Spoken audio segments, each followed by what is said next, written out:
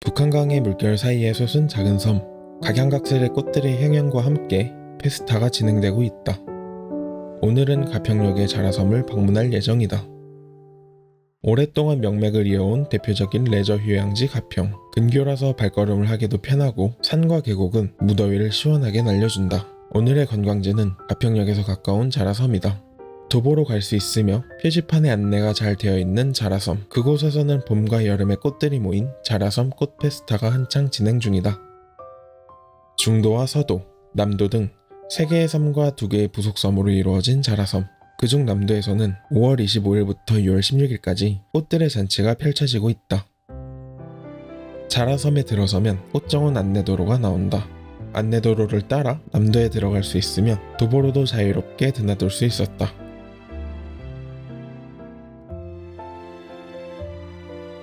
입구에 들어서면 남도의 약도와 꽃들의 위치를 파악할 수 있다. 평일임에도 삼삼오오 모여 꽃 페스타를 즐기러 찾아왔다.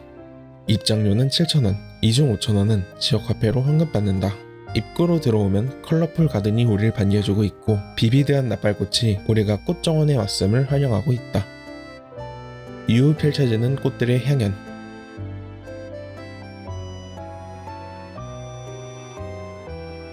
꽃들의 이름을 자세히 몰라도 이렇게 지도로 나와 있고 꽃밭마다 하나하나 이름이 새겨 있다.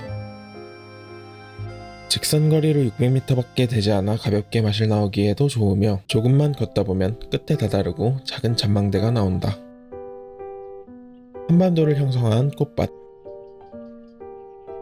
곰돌이 푸와 마이 멜로디가 그려진 꽃밭까지 작은 꽃들이 물감되어 그림을 수놓았다. 걷다 보면 다다르는 남도의 끝 선착장과 끈 카페가 하나 있다. 자라섬과 남이섬, 남이섬과 가평 선착장까지 한데 이어주는 크루즈를 운영하고 있으며 물 위에 떠있는 이 카페에서는 아쉽게도 지역 화폐를 사용할 수 없는 곳이지만 호수를 보며 사색에 빠지기 안성맞춤이었다. 테라스가 있어 풍광의 경치를 감상하기도 좋으며 보는 위치마다 각기 다른 매력을 보여주고 있다. 멀리로 보이는 남이섬까지. 이렇게 가까이 붙어 있음에도 자라섬은 가평, 남이섬은 춘천이라는 게 신기할 따름이다. 북한강의 가운데 있는 가평 자라섬. 굳이 꽃 페스타와 스포츠 레저가 아니더라도 도심 속에서 벗어나 자연을 느끼기에 안성맞춤인 장소이다. 여름이 되어 이제 막 피기 시작한 수국들도 때가 아니라 가을 페스타를 기다리며 고개를 숙이는 구절초도 각자의 매력을 가장 두드러지게 보여줄 수 있는 시기를 기다리고 있다. 북한강의 풍광을 간직하고 있는 자라섬. 언제 방문해도 꽃 한 송이는 당신을 기다리고 있다. 가평의 대표 관광지 중 하나인 수목원. 만개의 술 꽃들과 함께 인근 동물원까지. 오늘의 관광지를 가기 위해 청평역에 나왔다. 가평역에서 2정거장만 가면 되는 청평역 1번 출구로 나와 오른쪽으로 꺾으면 바로 버스 정류장이 나온다. 이곳에는 관광지 순환버스가 운영하고 있는데 이것을 타는 것이 아닌 마을버스 30-6, 30-7번을 타야 한다. 약 30분만 달리면 나오는 수목원. 다양한 테마로 눈과 마음이 호강되는 아침고요 수목원이다. 다양한 갈림길로 어디로 가야 할지 헤매던 찰나 이정표가 추천 관람로를 안내해주고 있는 걸 발견했다. 그럼에도 정말 다양한 테마 정원이 있어 수목원 안내도를 참고하여 걸었고 인상 깊었던 몇 군데를 소개하고자 한다. 처음 갈 곳은 달빛정원. 일본 잎갈나무 사이로 보이는 하얀 교회. 이곳에 달빛이 비치면 아름답다고 하여 달빛정원이라고 한다. 달빛정원을 내려오면 하늘길이 나온다. 작은 화단에 피어있는 아기자기한 꽃들. 각양각색의 나무가 하늘길을 풍요롭게 하고 있다. 하늘길을 따라가다 마주한 이름 없는 데크길에서는 자연의 손님이 기다리고 있었다. 자연의 손님을 따라간 길의 끝에서 마주한 기와집. 고요하고 한가로운 집이라는 뜻의 정한제이다. 넓은 마루에 앉아 쉴 수 있는 이 고즈넉한 가옥에는 손님들이 휴식처가 되어 숲의 정취를 느끼고 있었다. 틈새로 보이는 초록상점. 이곳에서는 음료와 함께 가드닝 용품을 팔고 있었고 초록상점의 맞은편에는 한국정원 서화연이 있다. 아침고요 수목원이라는 이름에 걸맞은 정취를 보여주고 있다. 한국정원 서화연을 기점으로 내려가다 보면 서양식 벽돌주택을 마주하고 그 뒤로는 아침고요 수목원의 주요 정원 중 하나인 하경정원을 볼 수 있다. 마지막으로 출구로 가기 전 오래된 폐허 속 작은 정원 같은 비밀의 정원을 보고 나왔다. 넓은 부지 속 다양한 테마로 정원이 조성되어 있는 아침고요 수목원. 사계절 다 예쁘다고 하니 언제 방문해도 아름다운 꽃을 볼 수 있을 것이다. 다음 방문할 곳은 아침고요 동물원. 이정표를 따라 걷다 보면 작은 동물원이 나온다. 입장료와 별개로 3,000원 내면 받을 수 있는 먹이주기 키트, 먹이 표식이 있는 친구들에게 줄 수 있는 간식이다.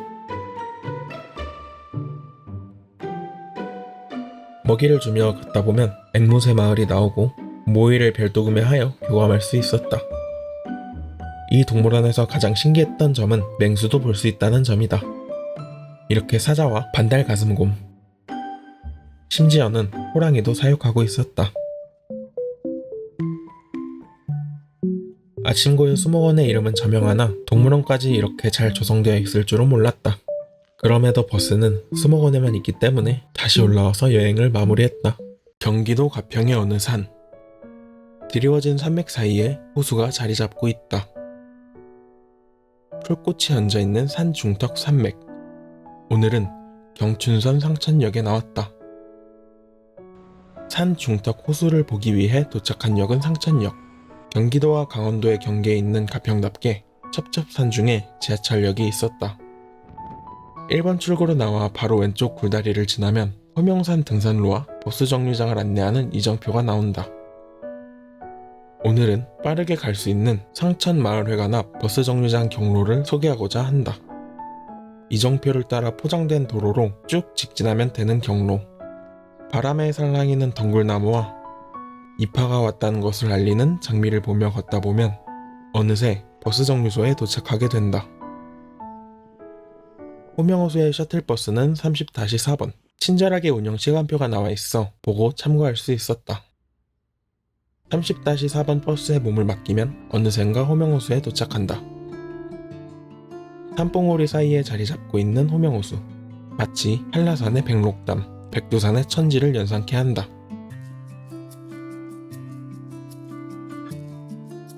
사실 이는 자연적으로 발생한 호수가 아닌 인공 저수지이며 호수변을 둘레길 삼아 한 바퀴 돌기 안성맞춤이다. 도보가 부담스럽다면 자전거를 대여해 둘러볼 수 있다. 옆으로 가면 호명갤러리와 들꽃정원이 있다고 하는데 이제는 사라져버린 갤러리 카페를 뒤로하고 들꽃정원을 방문했다. 바람에 스치는 들꽃 소리, 데이지와 함께 멀리로 보이는 절경까지 마음의 안정을 찾기 안성맞춤이다. 풀꽃정원에서 나오면 또 다른 경사로가 있는데 조금 가파르긴 하지만 조금만 걷다 보면 호명호수의 전경을 눈에 담을 수 있는 전망대가 나온다. 사실 구름 한 점 없는 맑은 하늘을 원했지만 적당히 껴있는 구름들이 하늘의 수채화처럼 놓아져 있어 호명호수의 아름다움을 더해주고 있었다. 중간 지점에는 호명산 정상으로 가는 길이 있다. 여기서 정상까지는 약 3.1km라고 한다. 몇몇 관광객분들은 호명산 정상을 찍고 청평역으로 내려가시기도 하셨다. 하지만 나는 호명호수를 한 바퀴 둘러보는 것을 선택했고 포장된 도로가 아닌 숲길을 거닐며 누워서 쉴 수 있는 데크를 발견했다.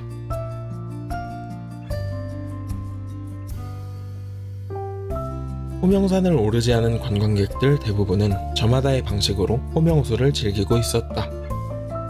여유롭게 자전거를 타기도 하고 삼삼오오 모여 피크닉을 하기도 한다. 호랑이 울음소리가 많이 들렸던 호명산. 이제는 왁자지껄한 사람들의 웃음소리로 가득 차 일상의 여유를 가져다주는 산이 되었다. 동백꽃, 봄봄 등 김유정의 소설은 이 마을에서 전개된다. 김유정의 생애와 문학을 엿볼 수 있는 국립문학관. 오늘은 김유정역에 방문했다. 김유정역은 조금 특별했다. 소설가 김유정의 이름을 본떠 만든 역이라 그런지 자세히 보면 역사 표지판이 공서체로 표기되어 있다. 지금 우리가 이용하는 경춘선의 김유정역은 2010년 완공되었다. 역에서 오른쪽으로 쭉 가다 보면 이전에 사용한 폐역이 나온다. 1939년부터 명맥을 이어온 김유정역은 역할을 다하고 이제는 폐역사로 관광객들을 맞이하고 있다. 경춘선의 대부분 역들은 꽃단장하였고 이제는 폐역사가 된 옛 역들의 흔적이 고스란히 남아있었다. 북카페로 활용되는 무궁화호. 가끔은 이렇게 신역사를 향해 지하철이 달려가기도 하니 이곳에 앉아 휴식을 취하기 안성맞춤이다. 무궁화호를 나와 대합실을 들여다보면 2010년까지 운행된 그 역사를 볼 수 있다. 이제는 추억이 돼버린 역사는 추억의 소품을 간직하여 무궁화호와 함께 김유정역 관광지의 얼굴이 되었다. 김유정역 폐역사에는 이렇게 사진관도 있으니 관광하기에도 기념하기에도 좋은 공간이다. 폐역을 관광하고 나오면 김유정 문학촌이 나온다. 소설가 김유정이 실제로 살았던 생가와 문학촌. 그 앞에는 특별 전시실 낭만놀이가 있다. 현재 진행하고 있는 특별 전시는 내가 봄이런가이다. 김유정 추모 87주기를 맞이하여 후배 문인들의 시화가 전시된 특별 전시 내가 봄이런가는 봄을 배경으로 하는 6편의 소설, 3편의 수필을 아울러 기념사진을 촬영할 수 있는 동백꽃비가 전시되어 있다. 다음으로 방문한 곳은 소설가 김유정 생가이다. 이곳과 맞은편에 있는 이야기집은 2,000원의 입장료를 내고 들어갈 수 있다. 입구를 들어가자마자 맞이하는 동백꽃의 점순이. 동백꽃의 주요 장면, 닭싸움을 묘사해 놓았다. 동상을 지나면 보이는 연못. 잘 조경되어 있는 연못을 지나 올라가면 소설가 김유정의 삶의 터전을 느낄 수 있다. 거실과 안방, 사랑방을 드나들며 구경하고 나오면 김유정의 삶을 작품으로 전시해 놓은 기념 전시관이 나온다. 김유정의 작품, 그의 생애를 담아낸 그림과 더불어 김유정과 문학인들까지 신대엽 화가의 작품으로 그의 생애를 엿볼 수 있었다. 생가한 전시관은 신대엽 화가님의 작품이 주가되어 전시되었다면 이곳은 김유정의 생애 전체를 기록해 놓았다. 연도별 김유정의 활동 기록, 김유정 소설의 배경이 되었던 신례마을 지도, 우리마을을 사랑하고 뽀뽀라는 낱말을 처음 사용한 일화와 더불어 영상 콘텐츠가 된 김유정 작가의 소설까지 볼 수 있다. 김유정 문학촌을 나와 쭉 올라가면 나오는 이곳은 김유정 소설의 모티브가 된 신례마을이다. 메밀밭을 따라 걷다 보면 나오는 박물관, 책과 인쇄 박물관이다. 춘천 제1국립문학관에 걸맞는 이 박물관은 책과 활판 인쇄, 고서와 근현대 문학까지 서적과 인쇄 기술을 전반적으로 배울 수 있다. 총 3층으로 나누어져 있고 1층에서는 인쇄문화의 발달 과정을, 2층에서는 고등학생 때 우리를 무수히 괴롭혔던 정철의 관동별곡 원본 등 다양한 고서들을 직접 만나볼 수 있다. 마지막으로 방문한 3층에서는 근현대 소설가들의 생애, 그리고 옛 교과서와 다양한 근현대 문학작품이 전시되어 있다. 마음이 고양되는 언어의 예술, 문학. 김유정 문학촌의 끝은 소설 속으로의 여행을 이야기하고 있다.